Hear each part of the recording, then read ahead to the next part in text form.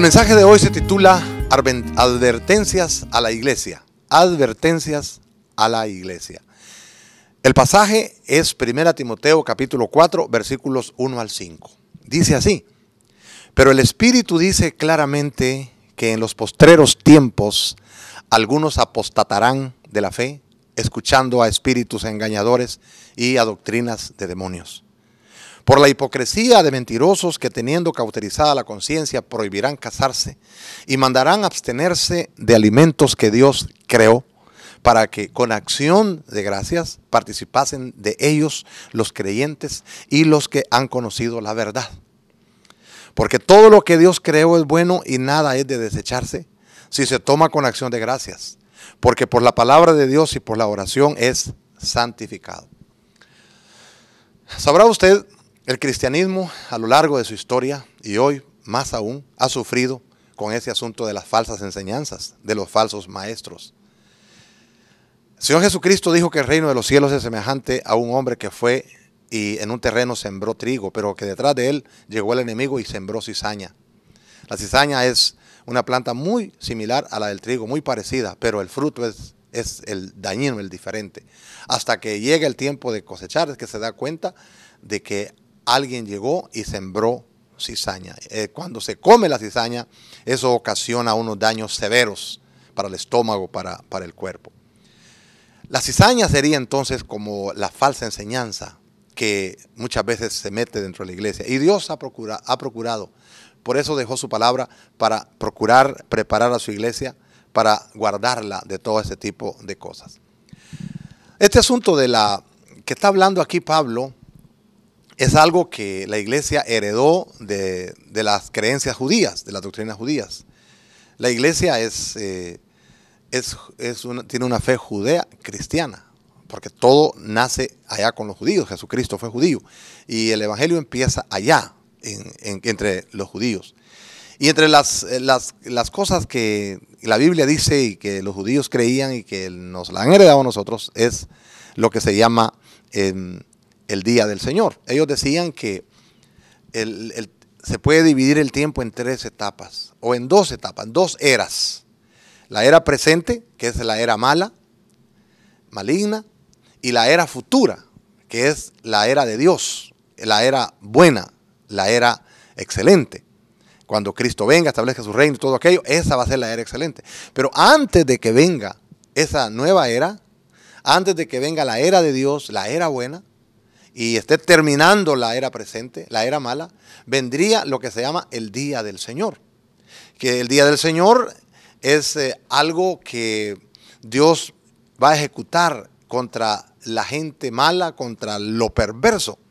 Los fundamentos del mundo serían sacudidos. Cristo dijo que pasarían muchas cosas así. Iba a venir un juicio universal. Y en ese día del Señor, decían los profetas que la última batalla suprema sería en contra del diablo y que el Señor lo va a vencer en ese gran día del Señor, día de castigo, día de juicio, y entonces amanecería un nuevo día.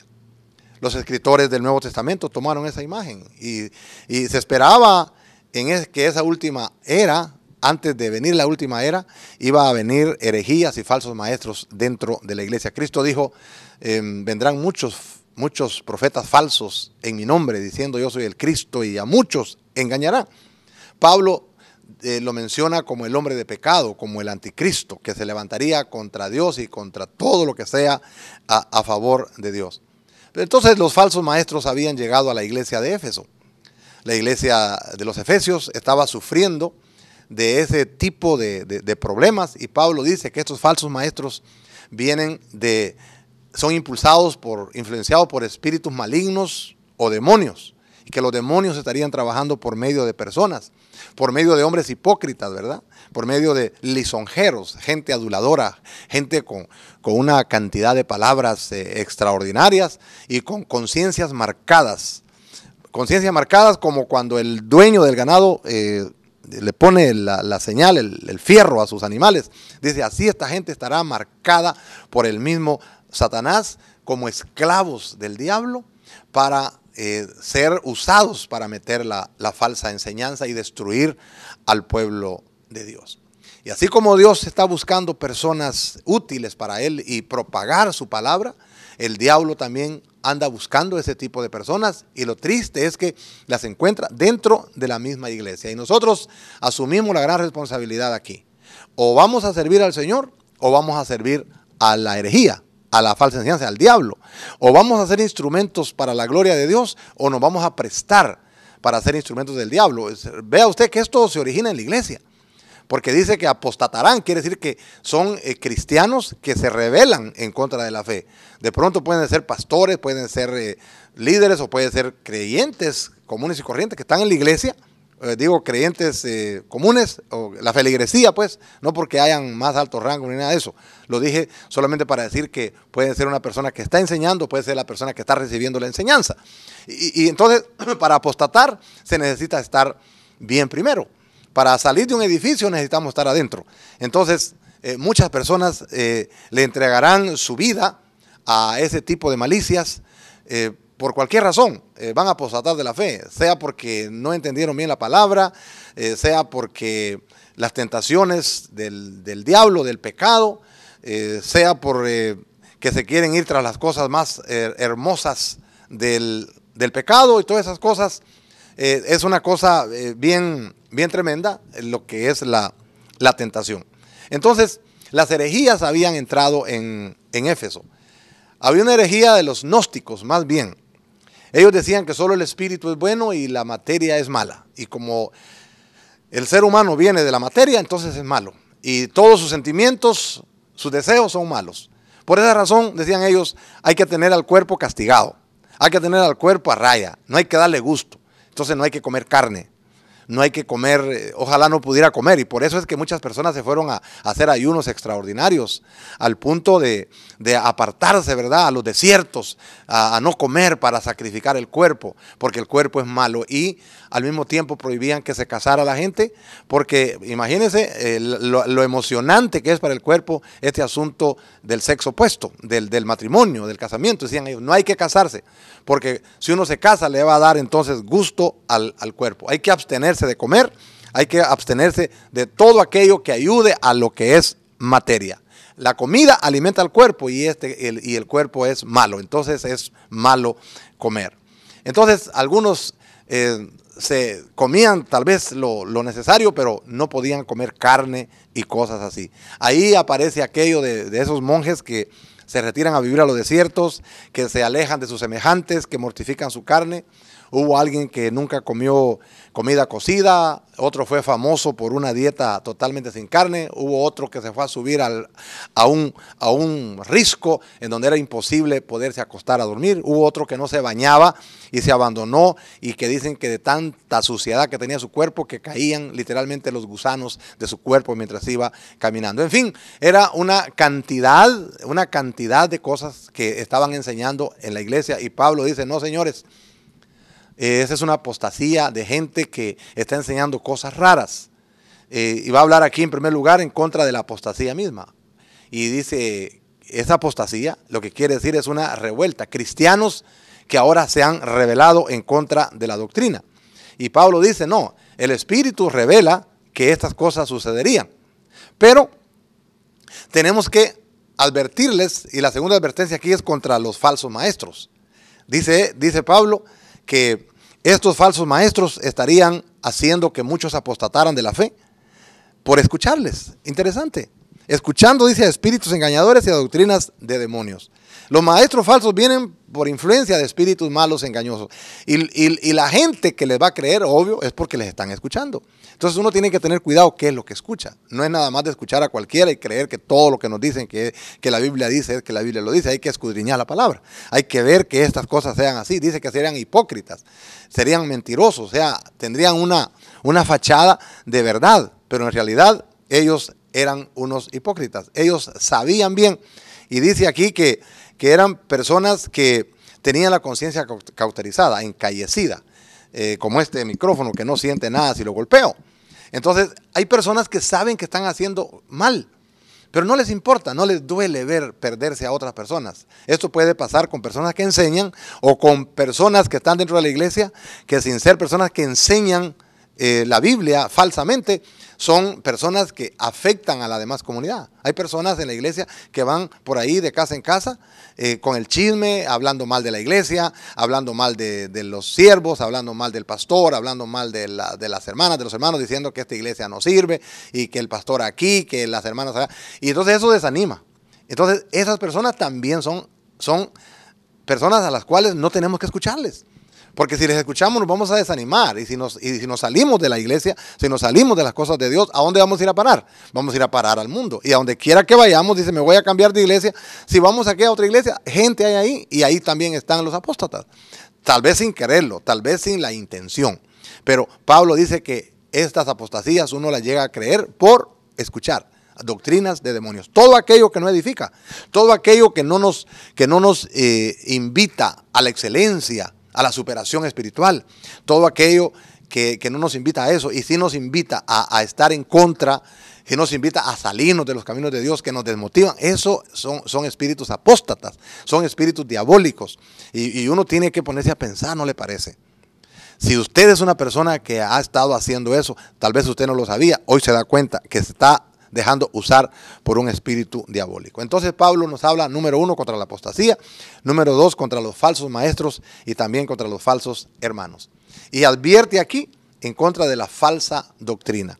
Ya le expliqué al principio por qué era que prohibían casarse y por qué era que ellos decían que no había que comer. Pero Pablo dice, ¿saben qué? Todo lo que Dios creó es bueno y nada es de desecharse. Obvio, no está diciendo ahí que no hay que desechar nada. Es decir, me encuentro un caballo muerto ahí, me lo voy a comer. O me encuentro ahí una serpiente, una rata, hay que comer de todo. No está diciendo eso. Dice aquí que los alimentos son santificados por la palabra y por la oración. Ahí, no sé si Pablo estaba pensando en esa cantidad de animales inmundos y animales puros que menciona en el Antiguo Testamento, que era la dieta judía. Estará pensando en eso, decir, no, se puede comer de todo, pero todo lo que está permitido. Es decir, me encontré un niño ahí muerto, me lo voy a comer, no, ¿verdad? No voy a ser caníbal. Entonces hay que comprender eso, que hay cosas que no se hacen porque no se deben hacer, no se hicieron para eso. Y hay cosas que sí las podemos hacer y necesitamos conocer la palabra de Dios para decir, bueno, esto sí me lo puedo comer, esto sí me va a satisfacer. Además de eso, está pensando posiblemente en que los judíos eran así. Ellos cuando iban a comer, ellos oraban y al mismo tiempo también leían una porción de la palabra de Dios para santificar los alimentos, para darle gracias a Dios. Aquí está el gran principio de que los cristianos, por eso es que antes de comer, oramos, le damos gracias a Dios por los alimentos. Entonces Pablo dice, no señores, Dios es espíritu, Dios es eterno y Dios es bueno. La materia la creó Dios y la materia también es buena. La materia también es cosa que Dios hizo al hombre de la materia, y la materia es buena, y el hombre es el templo y morada del Espíritu Santo, y tenemos que alejarnos de esa idea de que el cuerpo es malo. Otros, hasta el día de hoy, todavía piensan de esa manera. A Dios lo único que le interesa es el espíritu, y no le importa lo que yo haga con mi cuerpo. Y como no le importa lo que yo haga con mi cuerpo, entonces gocémonos y alegrémonos, como dice la palabra de Dios, y démosle rienda suelta, porque a Dios no le interesa el cuerpo. A Dios lo que le interesa es solo el espíritu. Por lo tanto, lo que hagamos con el cuerpo, lo que hagamos con la carne, a Dios lo tiene sin cuidado. Lo que Él quiere nada más es el espíritu. Mentira del diablo. Dice la Biblia, Pablo dice, y todo vuestro ser, espíritu, alma y cuerpo, sean irreprensibles hasta la venida del Señor. No, la santidad que Dios quiere es de espíritu, alma y cuerpo. Pero hoy hay gnósticos todos los tiempos y hay gente que se va a un lado al otro. Algunos hacer tantos ayunos y sacrificios porque hay que mortificar la carne. Otros dicen, no tenemos necesidad de eso. Nosotros lo que tenemos la necesidad es de darle rienda suelta al otro lado. No, las dos cosas tienen que ir unidas. Nosotros no nos apartamos de que hay que hacer ejercicios espirituales, hay que orar, hay que ayunar, pero no para sacrificar el cuerpo, sino que esos son ejercicios espirituales que Dios nos dejó. Por otro lado, podemos gozar de una cantidad de cosas que hay en esta tierra. Todo lo que no sea mundano, que no desagrada a Dios, podemos disfrutarlo, pero siempre que esté marcado como bueno delante de la presencia de Dios.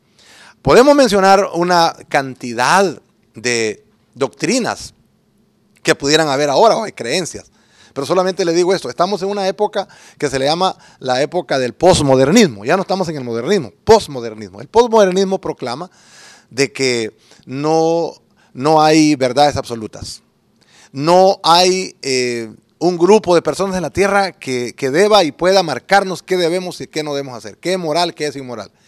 Lo que para usted es pecado no tiene que ser pecado para mí. Lo que para mí es verdad no puede ser verdad para usted.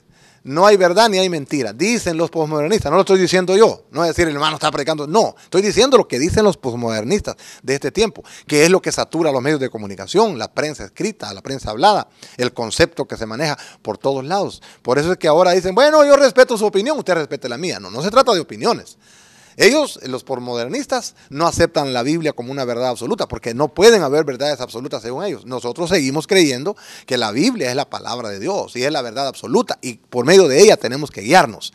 Y ella es la que nos dice quién es Dios, qué le gusta y qué no le gusta, y qué es lo que Él quiere para nosotros.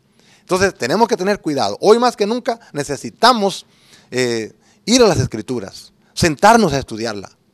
El pueblo que tenemos hoy, hay mucha gente que no le gusta ni leer la Biblia, ni escuchar la Biblia, ni mucho menos estudiarla formalmente. Pero usted y yo tenemos que saber que si bien es cierto, hay una cantidad de personas que andan como papaloteando, andan como dicen en mi tierra, pajareando, hay un remanente, señores y señores. Todo el tiempo ha habido una iglesia de Dios, todo el tiempo. Aunque sea uno, dicen en mi tierra, así como un pelo es barba y un centavo es dinero y un soldado es tropa. Un creyente fiel es iglesia de Dios. La iglesia del Señor nunca se ha quedado, nunca ha caído, nunca ha fracasado. Aunque sea 1, 5, 10, 20.